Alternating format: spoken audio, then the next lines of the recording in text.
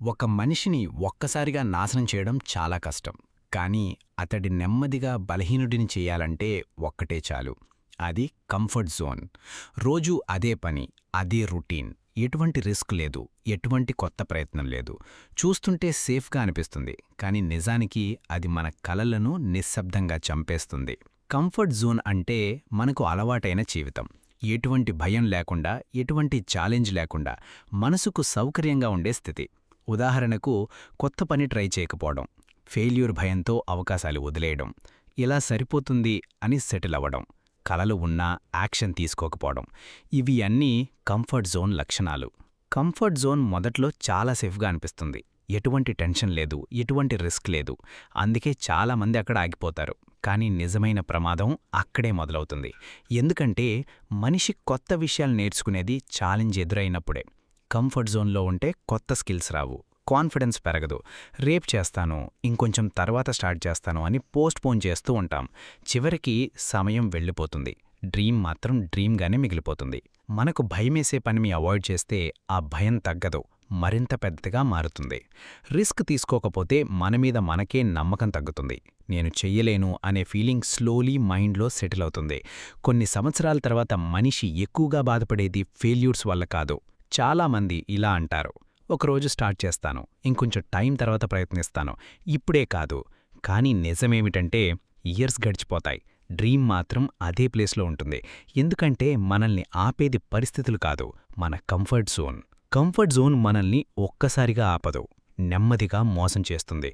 మన మనసులో కొన్ని అబద్ధాలు నాటుతుంది. ఇంకా నువ్వు రెడీ కాదు, ఇది బిగ్గెస్ట్ లై.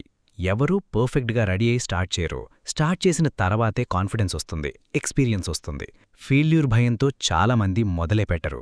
కానీ నిజమేమిటంటే ఫెయిల్యూర్ మనల్ని డిస్ట్రాయ్ చేయదు, ట్రై చెయ్యకపోవడమే డిస్ట్రాయ్ చేస్తుంది.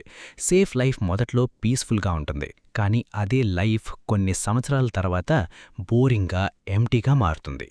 ఈ ఒక్క థాట్ వల్ల ఎంతో టాలెంట్ బయటకు రావడం లేదు. నిజమేమిటంటే ప్రపంచం కొద్దిసేపే చూస్తుంది, కానీ నీ జీవితాన్ని నువ్వే జీవించాలి. కానీ చాలా డ్రీమ్స్ ఆ రేపులోనే ఆగిపోతాయి. నీకిది సాధ్యం కాదు, ఇది నిజం కాదు, ఇది ఫియర్ మాట్లాడుతోంది. ఎందుకంటే ప్రతి సక్సెస్ఫుల్ పర్సన్ కూడా ఒకప్పుడు బిగినరే. భయం ఉన్నచోటే గ్రోత్ ఉంటుంది, రిస్క్ ఉన్నచోటే కొత్త జీవితం మొదలవుతుంది. కంఫర్ట్ జోన్ నుంచి బయటికి రావడం అంటే ఒక్కరోజులో పూర్తిగా మారిపోవడం కాదు. ప్రతిరోజు చిన్న చిన్న అడుగులు వేయడం. చిన్నగా స్టార్ట్ చేయండి, పెద్ద మార్పులు ఒక్కసారిగా అవసరం లేదు. కొత్త స్కిల్ నేర్చుకోండి, కొత్త వ్యక్తులతో మాట్లాడండి. భయపడే పనిని చిన్నగా అయినా ట్రై చేయండి. స్మాల్ స్టెప్స్ బిగ్ ట్రాన్స్ఫర్మేషన్కి స్టార్ట్ అవుతాయి. ఫియర్ని యాక్సెప్ట్ చేయండి. భయం రావడం తప్పు కాదు, ఫియర్ అంటే నువ్వు కొత్త లెవెల్కి వెళుతున్నావనే సైన్. కరేజ్ అంటే ఫియర్ లేకపోవడం కాదు, ఫియర్ ఉన్నా ముందుకు వెళ్ళడం. ఫెయిల్యూర్ని లెసన్గా చూడండి. ఒక్కసారి ఓడిపోయామంటే అంతేకాదు, every mistake teachers something. Failure వల్ల ఆగిపోయేవాళ్లు సాధారణంగా ఉంటారు. ఫెయిల్యూర్ నుంచి నేర్చుకునేవాళ్లు విజయాన్ని చూస్తారు. రోజూ ఒక డిస్కంఫర్ట్ చూస్ చేయండి.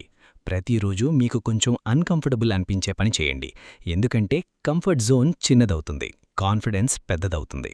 గోల్స్ని ప్రతిరోజు గుర్తు చేసుకోండి. నీ కలలు ఎంత పవర్ఫుల్గా ఉంటాయో నీ ఎక్స్క్యూజెస్ అంత వీక్ అవుతాయి. అందుకే ప్రతిరోజు నీ లక్ష్యాన్ని గుర్తు చేసుకో. యాక్షన్ తీసుకోండి. పర్ఫెక్ట్ మూమెంట్ కోసం వెయిట్ చెయ్యొద్దు. పర్ఫెక్ట్ టైం ఎప్పుడూ రాదు. స్టార్ట్ చేసిన తర్వాతే క్లారిటీ వస్తుంది. ఈరోజు చిన్న అడుగు వేయండి, రేపు మీ జీవితం పూర్తిగా మారిపోవచ్చు. ఒకరోజు నీ ఫ్యూచర్ సెల్ఫ్ నిన్ను అడుగుతుంది, నీ కలలు నిజం కావడానికి నువ్వు ప్రయత్నించావా, లేక ఫియర్లోనే జీవించావా? ఆ రోజు రిగ్రెట్ కాకూడదంటే ఈ రోజు మూవ్ అవ్వాలి. కంఫర్ట్ జోన్ నీకు టెంపరరీ పీస్ ఇస్తుంది, కానీ పర్మనెంట్ రిగ్రెట్ కూడా ఇస్తుంది. కాబట్టి భయపడు, కానీ ఆగిపోకు. స్లోగా అయినా ముందుకు వెళ్ళు. ఎందుకంటే జీవితం మారేది కంఫర్ట్ జోన్ బయటే.